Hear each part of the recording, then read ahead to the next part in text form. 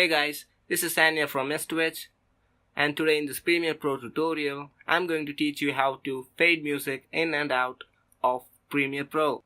So let's get right into this.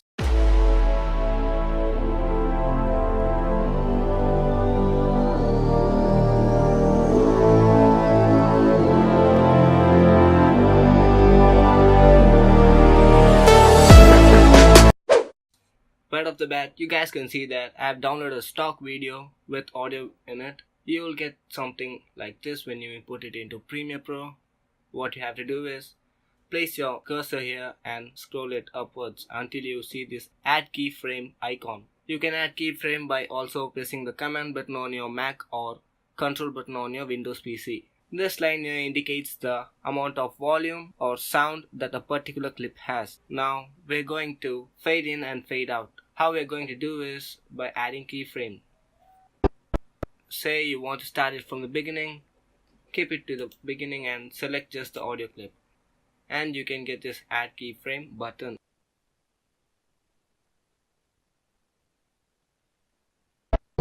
Click on it and drag to another position where you want the music to fade in or fade out, and again press on the keyframe button.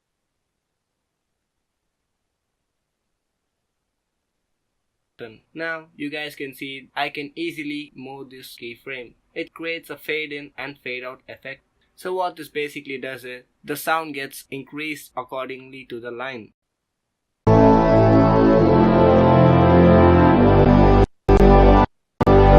The audio progresses, and if I pull it downwards, you can hear the sound being lowered. You're going to demonstrate a tutorial and your speech comes right here.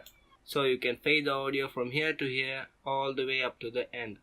Or you can add a keyframe here and at the very end of your video. So you can again increase as per your liking. Hope this video helped you guys, and if it did, make sure to smash that like and subscribe button, and I'll see you guys in my next video.